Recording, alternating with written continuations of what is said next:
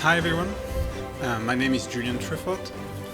So I'm here today to talk about how to build a functional API. Another title for this talk could have been what are the simplest things we can do to make a more functional program. So in this talk I really want to present like two simple techniques to basically make your program more functional. And then I will want to really spend most of the time in a real concrete examples that I had in my job and to see how these two simple techniques can make our life better. So all the slides and the code is available on GitHub. And there is quite a lot of code in this presentation. I don't expect you to have time to go through every single line. It's more like for reference for you later. And hopefully everything should compile because I use Tut to compile everything. So let's start quickly by reviewing what's the definition of a function. A function has an input type A, which is basically a set of values, and an output type B, which is another set of values. These two sets may be completely of different size.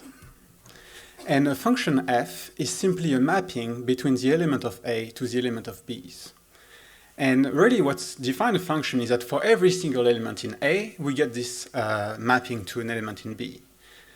But if you don't have this, so if for some values you don't have this mapping defined, you have what's called a partial function. And typically in a programming language, you throw an exception. And so my first kind of tips or techniques is very standard, but I think it's still very important, is to never use partial function in your program. So let's go through a simple partial function. Let's say we want to implement isAdult, which is a function from int to boolean, where int encodes the age of a person, and we say, okay, we just want to check if the age is above 18, but we're like, it doesn't really make sense to have a negative age. What does it mean if you're minus 2 years old? So we kind of want to throw an exception if this happens. And that's where actually it's a problem, because it may make sense to implement it, but as a user, when you're going to call this function, you don't know if it's a partial function or a normal function. The type system doesn't tell you that, so you actually have to look at the implementation or maybe the docs to figure out if it's a partial function. And here it's quite simple, but you can imagine if you have nested functions, like functions that call another function that call another function, it's quite tricky to figure out, do I have a partial function or a real function? And then if you don't know, you kind of have to be paranoid and put try-catch around everything, which is similar to what you have in Java when you want to check around null all the time. So generally, I would say try to avoid partial function whenever you can. And the fix for this is very simple and really well known. We can simply increase the output type by encoding the failure as part of the result. So typically via an either or an option or maybe a validation. So that works, but I would say there is even a better approach, which is kind of the opposite. So instead of increasing the output type, we can reduce the input type. And so this technique is called refinement types. And it's a way to say, oh, I don't want to get all the int as an input, I want to get only positive int. So positive int is not a primitive in Java or Scala, but you can, with refinement type, you kind of add a predicate to your type. I only want positive int, or I want ints between 5 and 10, or I want a string that starts with the letter C. And in Scala, you have this library called refine that provide all these facilities. And so the implementation of the method is almost the same. Really what changed is the definition. And what's nice is that when we call this function with a literal int, we actually will get a Boolean if it's positive, but we'll get a compile error if it's a negative integer. So in general, when we can move errors from the runtime to compile time, it's always a big win. But you might say, this is kind of a toy example. In reality, you're going to call it, you don't really know what the value of the int. You probably get it from a database or from a web service. But it turns out that refines provide a validation, so some function to convert any int to a positive int, and this function may fail. So this refineV method, that's what's convert into positive int, and you just map it and call isAdult. So here you kind of arrive to the same solution we had first with either, But what's quite nice is that you kind of separate the concern of validating the input and implementing is adult. So I really like this solution, and I think it should be probably used a bit more often. So this was kind of the first technique, relatively simple. Now the second one is more around the API side of things. So what's an API? An API is several types and function to manipulate these types. So let's take the example of list. List may have an empty method, an apply method, a concatenation, reverse, flatten, and so on. So we could decide to implement every single one of these methods from scratch, just using the constructor of list, like nil and cons. But I will recommend that instead of doing this, to try to figure out what is the most powerful function in your API, and try to derive every other function based on these ones. So what do I mean by this? Let's say for list, you could say that empty is just apply with no arguments. Or concatenation can be implemented in terms of fold right. Or reverse can be implemented in terms of fold left, and flatten in terms of flatmap. So it's kind of a game. It's actually quite funny to try to figure out in your API what are the most powerful functions, what are the kind of canonical representation of your API. And why do you want to do this? It's because this makes your API more consistent. And also in terms of, for list it's quite simple, but let's say we have streams, where streams are stuff that deal with acquiring resources like file system or TCP connections, and you want your streams to release the connection at the end. So it's quite complex. You don't want that every single function in your stream API to think about this concern. You kind of want to have a single one or two building blocks that takes care of this, and you want to reuse it all over the place, such as, you will have a safe API, or at least if it fails, it will only fail in one place, and you know where to fix it. So this is kind of like the second tip, to try to derive most function in your API if you can. And if you want to play with this, there is this book called Functional Programming in Scala, or aka the Red Book, where you do that. There are tons of chapters that do all these exercises of finding out what are the most powerful function in your API. And I think it's very good exercises around this side of things. So just to review, only 2 tips. Do not use partial function and try to derive most function. Fairly simple. So in my job recently, I've been asked to move some logic from Excel to Scala, which I think that most people had to do this at some point in their career. So the particular use case is that my company is dealing with oil and gas field, and we are trying to figure out the valuation of a field. And so we have this massive spreadsheet that economists design, where we have an input tab that describe, let's say, we have a yearly time series of oil production, a yearly time series of gas production. We may have some settings like primary product, which says it's a string to tell us, well, is it mostly oil or mostly gas? And we have also a lot of settings around taxation, what would be the taxation in Ghana or in Philippines or whatever. So, and this spreadsheet is a bit peculiar in the sense that I didn't know that in Excel you have the notion of names, which is similar to variable in a programming language. So you can actually give an alias to a range of cells. So you can say, I want to define a name oilprod to be an alias for the range of cells between B4 and J4 in the first sheet. And so this is quite useful for economists, because they can say, okay, maybe gross revenue will be oil production times oil prices. So it's quite readable. But for us, it's also very good because, since we have to migrate logic from Excel to Scala, we actually want to arrive to the same results. So we want to have some sort of integration tests that verify that we are not messing things up. So the idea we had is to basically parse the input from the Excel spreadsheet, apply this input to our Scala model, then parse the output from the Excel spreadsheet and verify that the 2 things match. And so in particular, the only thing that we have to do is we have a spreadsheet and we have a bunch of names, and we just want to parse the data associated to the name. So this is really our use case. Does it make sense? So because we don't want to write an Excel parser from scratch, we kind of decided to use the most well-known API for parsing an Excel document, which is Apache Poi. It's a Java library. So as you can expect, there's tons of exception, null pointer, and so on. But it's relatively simple to use, to be honest. And so typically you have these things called a workbook, which is like the same as a spreadsheet.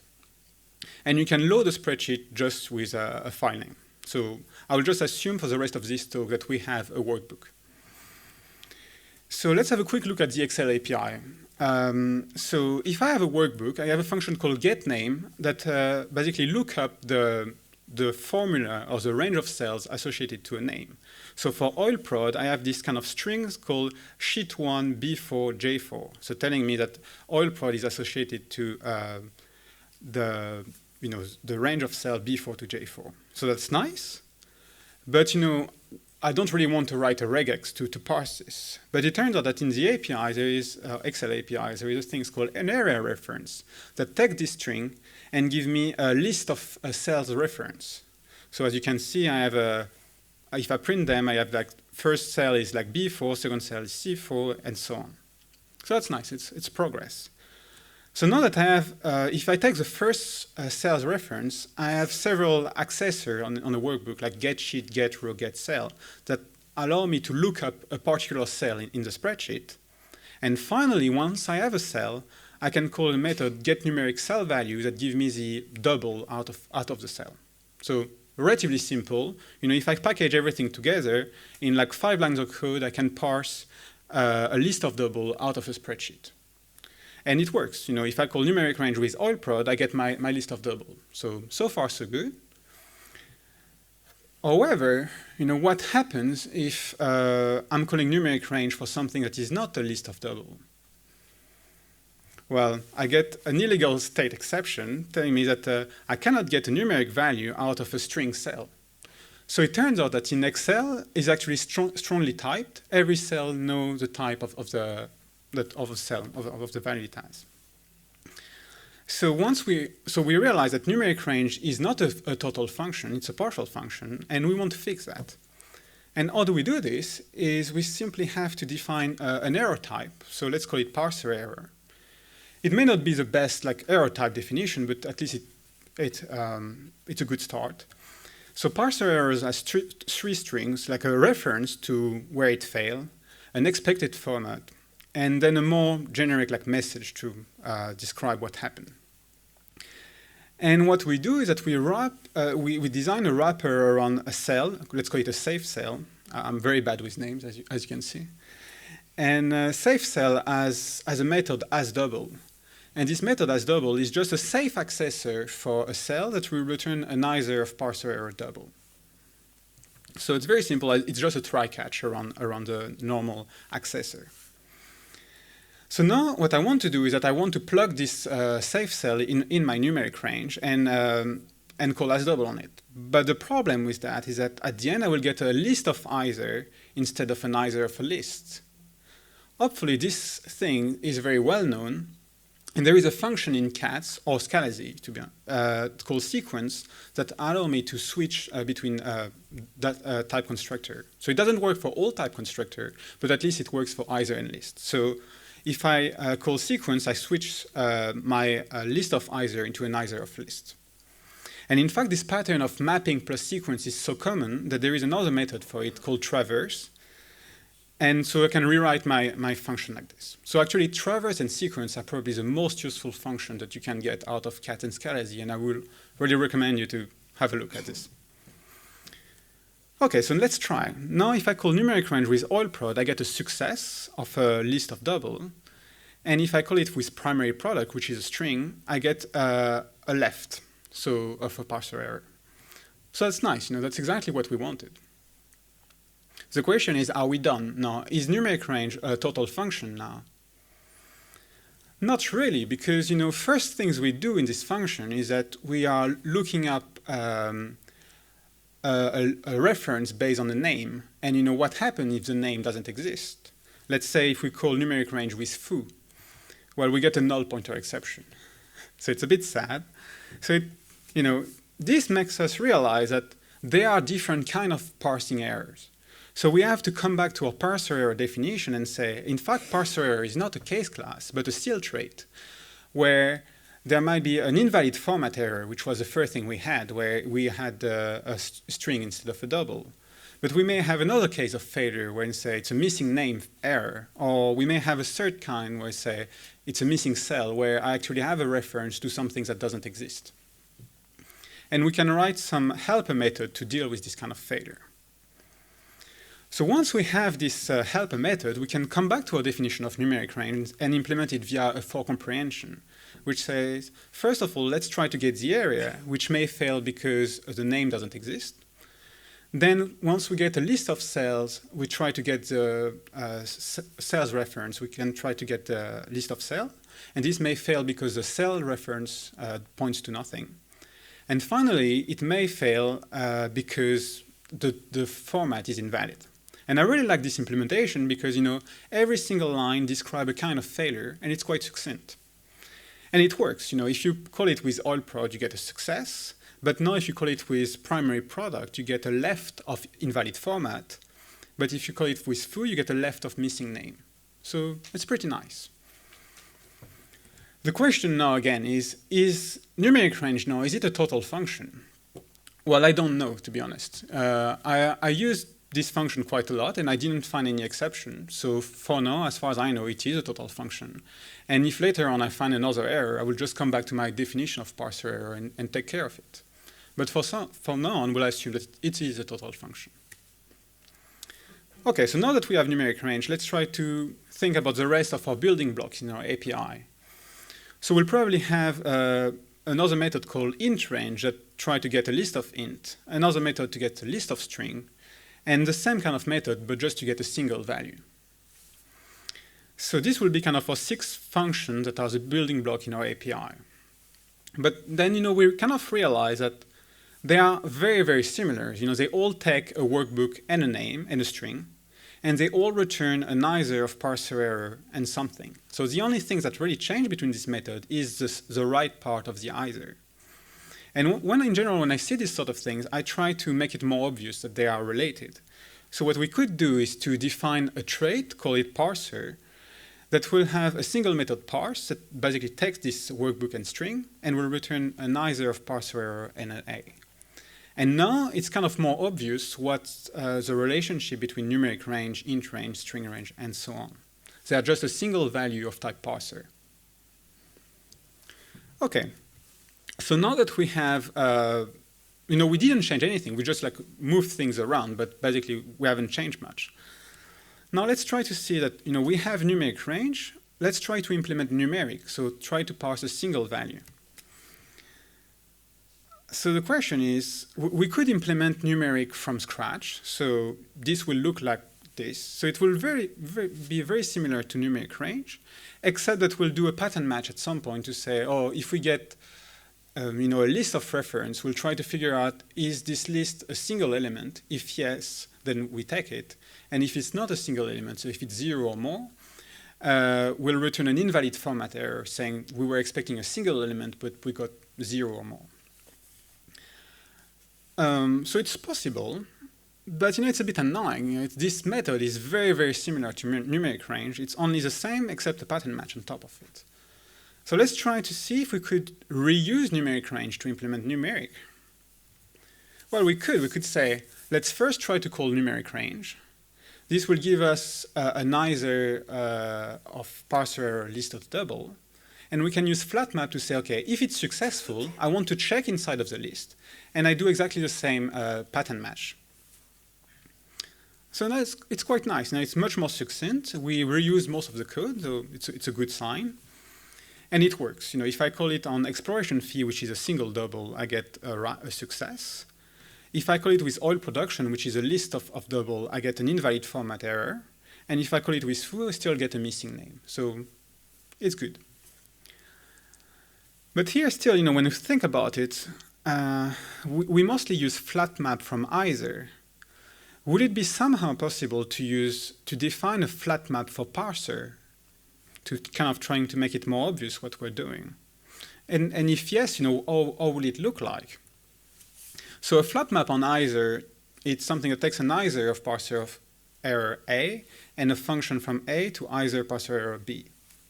So for parser, it will be something that takes a parser of A and a function from A to parser of B. And how will we implement this? Well, it's relatively simple. It's just, let's first call parse on our first parser. We get an A. Then we use a function which return another parser, and we call parse again. So we just feed the same arguments to the two parser. And now that we have this implementation of Flatmap, we can redefine numeric to say, okay, we want to Flatmap numeric range, and we pattern match straight away. But before, we used to have to return an either, so either a right or a left. But here, a Flatmap requires to return a parser of B. So how can we do this? Well, we could define an anonymous parser that will always return a success, or an anonymous parser that will always return a failure. But it's kind of a hint here that we could create a function that do exactly this. So we could say, oh, let's create a function success and a function fail that will, given an argument, always return it as a success, and given a failure, always return it as a failure. So this function may look quite silly. Why on earth would you want to do this? But it turns out that on the context of a flat map, on the context of a higher order function, they are quite useful. So we can use success and fail to re-implement numeric and say, okay, now when I have a single element list, I can use success. And if I don't have a single element list, I will use fail. That's nice. But I still have one problem here, is I lost the name. I lost what is the string I'm looking up. When I try to so when I want to return this invalid format, I need to provide a reference, or at least I used to provide a reference.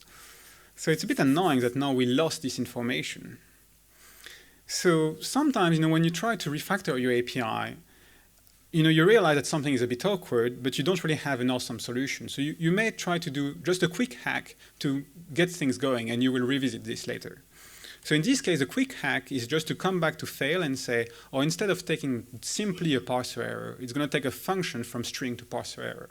And I will just feed the name to fail. So it's not amazing, but it gets us going. And now we can implement numeric as follows. So here I quite like this approach because it's very succinct. We reuse numeric range. And yeah, it's fairly straightforward what it's doing. So now let's try to think about the rest of our building block. We could implement int range from scratch and derive int from int range. We can do the same for strings. So it means that out of our 6 building blocks, we only need 3 hard-coded implementation, and 3 of them will be derived. But the question is, can we have like a more powerful parser that will allow us to derive everything from it, this 6 building block? So I call it the one to rule them all parser. And I will let you think about this. I'll not give you the answer straight away, maybe in the Q&A. So there is a type we've seen so far that is actually possible, that exists, that will allow us to implement all of this parser. But anyway, even if we didn't have this, we could implement it from scratch. Okay, so now let's assume from now that we have these 6 building blocks. Let's try to make something a bit more interesting. Because in reality, you more have like case classes. You say, okay, I have a case class called production that pack together my oil production and my gas production. So, which basically a list of doubles and a 2 list of doubles. And concretely, I would like to have a parser for production. So how could I implement this? Well, I could say, I want to call first parse for oil, and then parse for gas, and then pack them up together. But the problem here is, because a parser takes a workbook and a single name, well, how can I, in the problem for production, I need 2 names. I need a name for oil and a name for gas. So there is a problem here. And in fact, it's again a problem around name. The problem is, our definition of parser is not really correct. There is not always a one-to-one mapping between a name and a type. You may require several names to get a type, or you may just need 1, or you may need 0.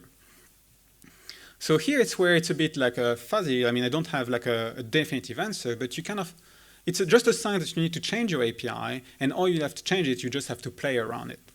And in this case, all you play around it is that you can try to query parser. to say, okay, name is a problem, so we'll just remove it from my API. I will just remove it from Parser. So I will define Parser, which just takes a workbook, and will return an either. But it means that now I need to change my definition of numeric range from being a value to be a function that takes a string. And this allows me to define like production for like something that takes 2 names instead of 1. That sounds like a good idea. So let's try to implement production now. We could say, let's call numeric range on oil prod and flatmap it, which will give us the list of doubles for oil. We'll do the same now for gas, which will give us again another list of doubles for gas. And then we'll package the 2 together in a production. And because flatmap requires a parser, we have to call success. So, okay, so in 3 lines we can do this. We reuse most of the code from numeric range and flatmap. So I would say like it's already a big win. The only real problem with this implementation is that it may be too powerful. Why is it too powerful? Because flatmap allow you to make a decision based on the value. So, we first parse oil production, and then, we could decide to make different paths based on this.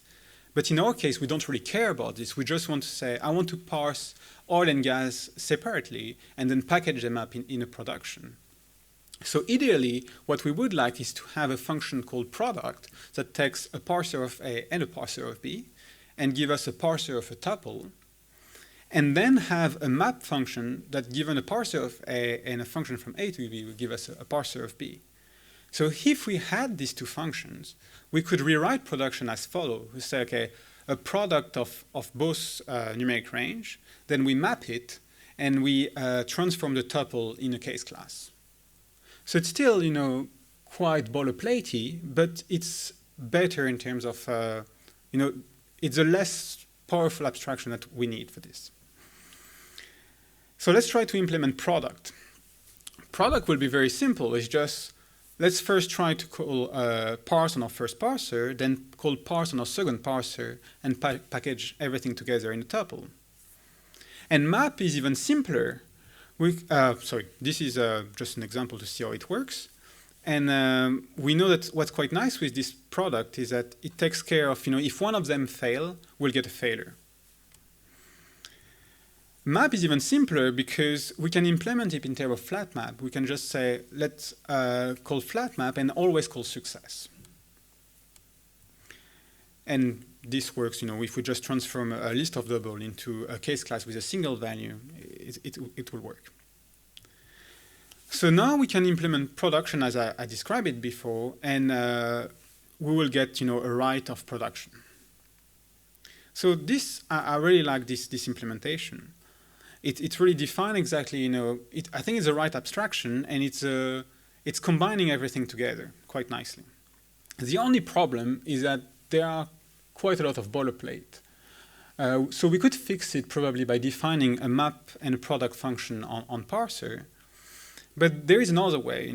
We don't have to write the boilerplate ourselves. We can realize that actually Parser is called a Cartesian Frontier, if I use the CATS terminology. Or if I was using Scala, it would probably be an applicative. So it turns out that map and product are well-known functions. And by seeing this relation, we simply need to define an implicit to say, okay, our parser is actually a functor and a Cartesian, and the implementation is simple. It's just the product and map we defined before. And once we have this, we get all the boilerplate for free from CATS, and we'll get the same from Scala.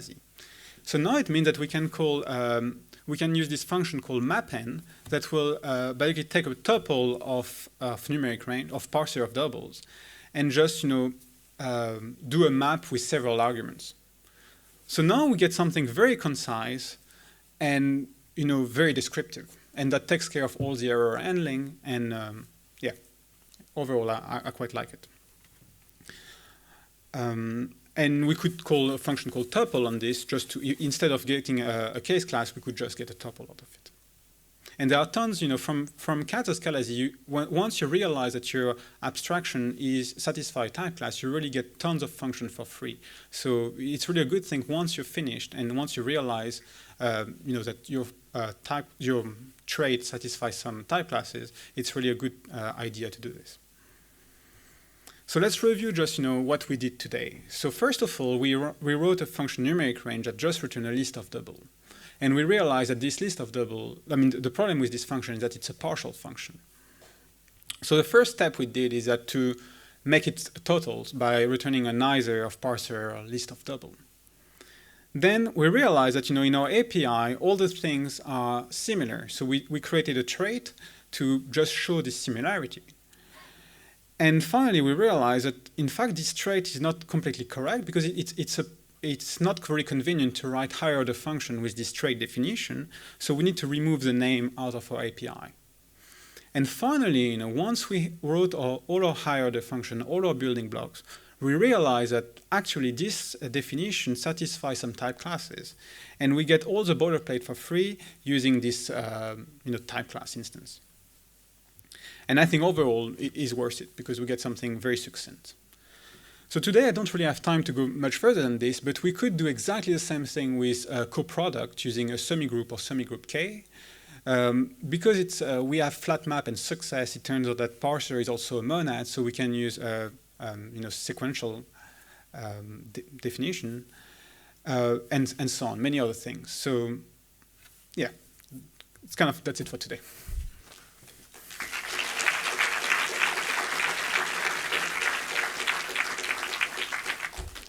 Do you have any question?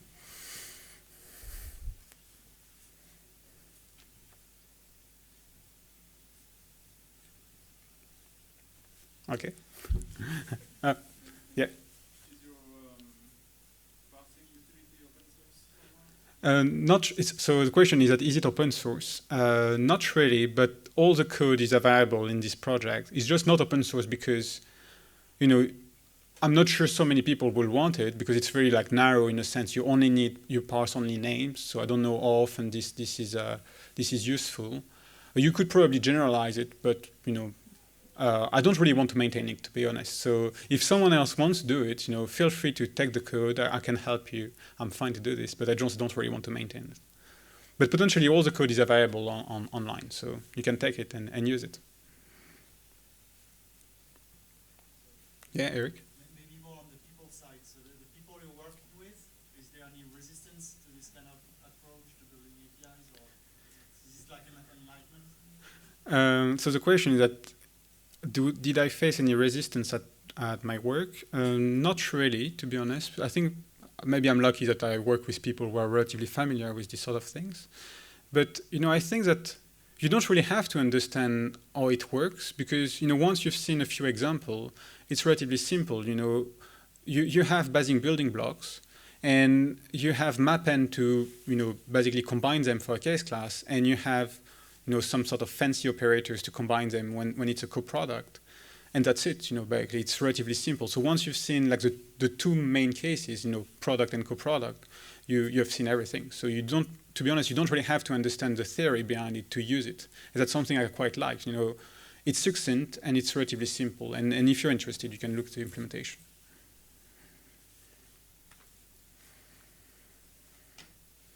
Yeah. Oh yeah. So if you define a parser for a list of a safe cell, this is enough. You can derive everything from it. Because if you have a parser of list of safe cell, you can define a parser for a single safe cell. You're just using the same tricks of pattern matching. And once you have a safe cell, you just, you have different accessors that, give you a double, neither of parser error double or neither parser error string. So you just have to lift this either into a parser and it will work. So if you define, the only real parser you have to implement is to parse a list of safe cells. And once you have this list of safe cells, you can derive everything from it. Yeah. Have you thought about monad implementation if some of the cell is a pointer to another value? Can you repeat, please? If some of the cell value is just a So so the question is that is there is any problem if a cell reference another one? As far as I know, the API always return you what's visible to the user, and not like even if it's a formula or something that reference another one. There might be a way to get what's actually the formula used in the cell, but if you use this simple like get numeric cell value, you get the value visible to the user. So you may have